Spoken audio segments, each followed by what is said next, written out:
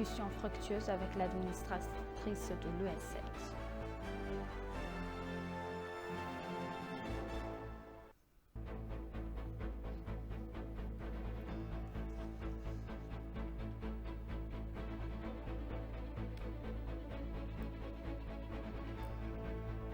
Bienvenue, chers téléspectateurs, c'est Aline Teibaro avec le journal du 27 avril. Les commissaires de la Commission du dialogue national éthiopienne récemment formés se sont dit prêts à mener un dialogue fructueux, transparent et réussi destiné à relever les défis profondément enracinés le pays.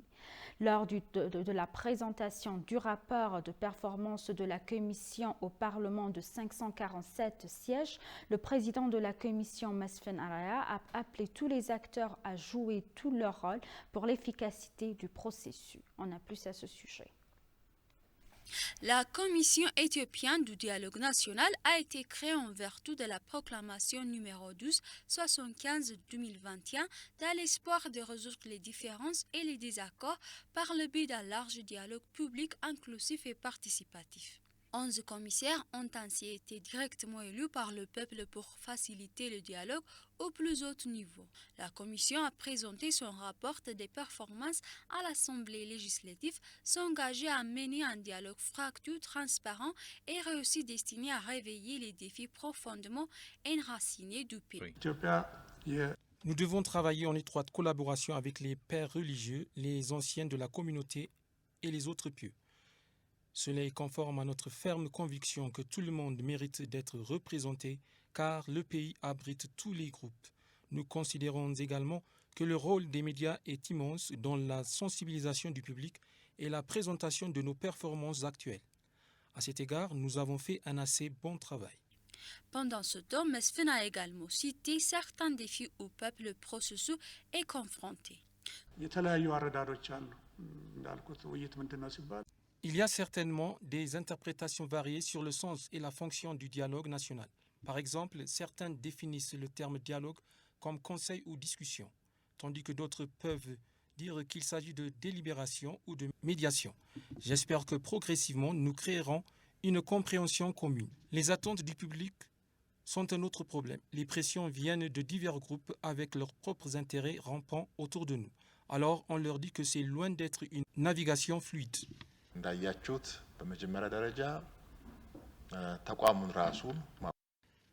Le rapport montre clairement que la Commission a organisé avec succès une structure institutionnelle en accomplissant les 2 étapes précédentes. Ils sont également en bonne voie pour entamer la phase à venir. Selon les commissaires, le dialogue national suivra une approche strictement ascendante de manière très transparente et inclusive.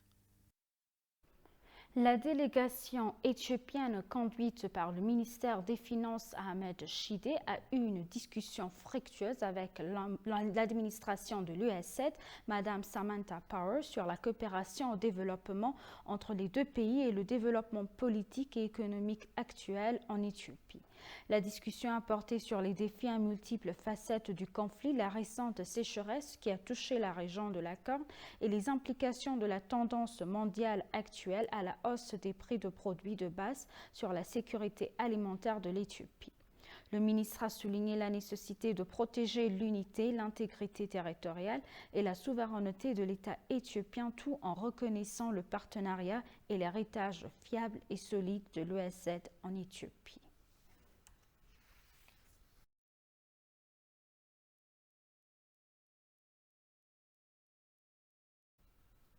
Le Parti démocratique du Tigray a révélé une autre machination du TPLF.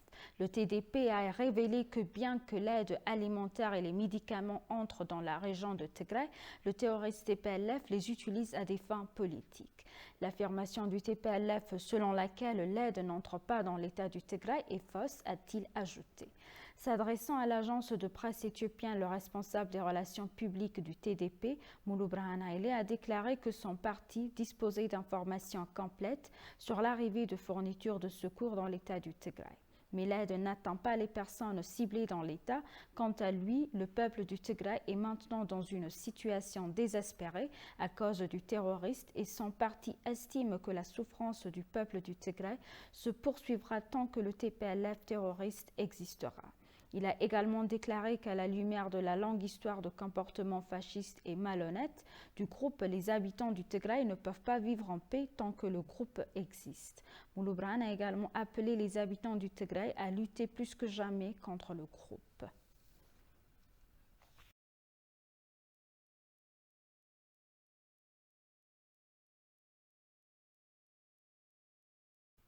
Le photographeur de Getty Images, Jamal Countess, a révélé de la malhonnête de The Guardian après que ce dernier a utilisé une photo qu'il a prise à Sakota dans l'état d'Amara pour illustrer la situation présumée au Tigray. Les modifications apportées à la légende dans les publications récentes sont malhonnêtes, a-t-il déclaré dans un message tweeté en joignant la légendaire originelle du Sakota Ethiopia 30 mars. La légende de cette photo disait également un groupe de femmes déplacées internes de la zone de Wagamra sont assises ensemble dans un abri du camp des personnes déplacées de Mabratai le 30 mars 2022 à Sakota, en Éthiopie.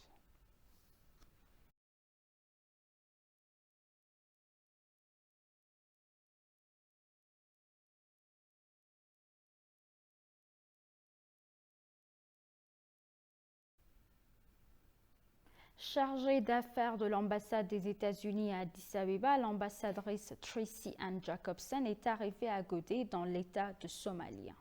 L'ambassadrice et sa délégation sont à Godé pour rencontrer des responsables régionaux et visiter les projets de développement financés par le gouvernement américain dans la région. La délégation devrait visiter le camp de personnes déplacées de Higlo et d'autres aides alimentaires d'urgence financées par les États-Unis pour la communauté et les activités de résilience dans la région.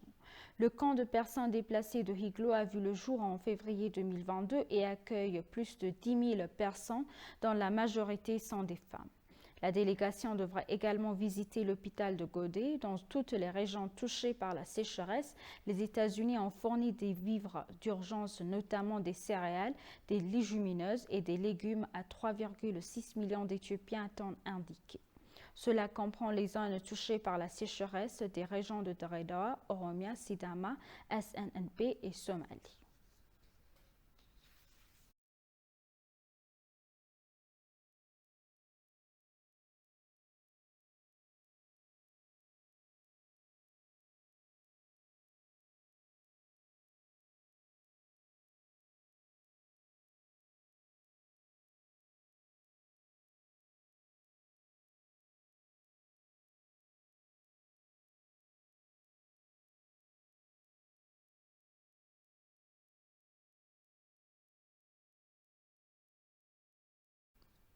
Le Japon est intéressé à coopérer avec l'Éthiopie dans la mise en œuvre de la politique industrielle.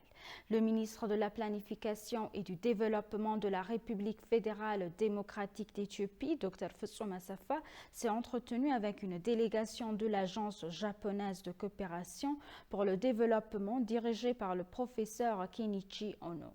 Il a été indiqué que la discussion a porté sur l'état d'avancement du plan décennal de développement, ses résultats et des problèmes rencontrés. Dr Fitsum a également informé la délégation de la mise en œuvre des réformes économiques indigènes et des résultats souhaités. Il a déclaré que le plan travaillera à développer les connaissances et les compétences autochtones. Dans les mêmes temps, ils ont souligné l'importance de l'aide étrangère. À cet égard, Dr Fitsum a déclaré qu'il était très important d'examiner le processus par lequel les pays du monde entier sont passés, en particulier au Japon. Il a déclaré que l'Éthiopie aimerait travailler avec le Japon pour stimuler la productivité, les ressources humaines, le renforcement des institutions, le transfert de technologies et une politique industrielle réussie. Selon le ministère du Plan et du Développement, les membres de la délégation ont exprimé l'intérêt du Japon à coopérer avec l'Éthiopie dans la mise en œuvre de la politique industrielle.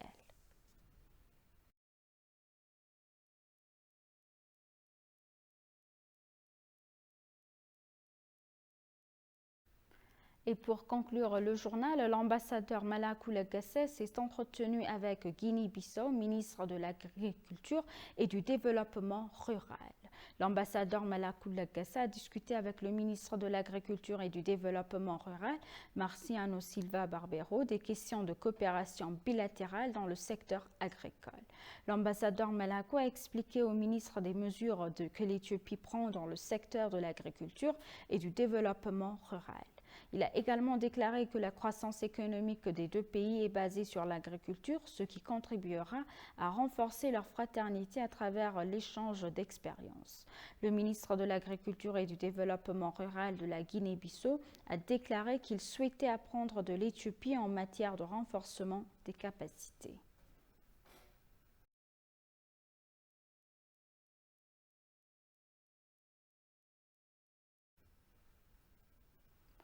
Chers téléspectateurs, nous vous rappelons les titres principaux.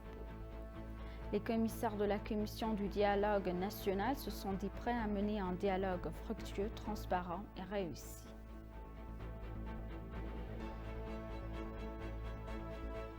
La délégation éthiopienne conduite par le ministre des Finances a eu une discussion fructueuse avec l'administratrice de l'US7.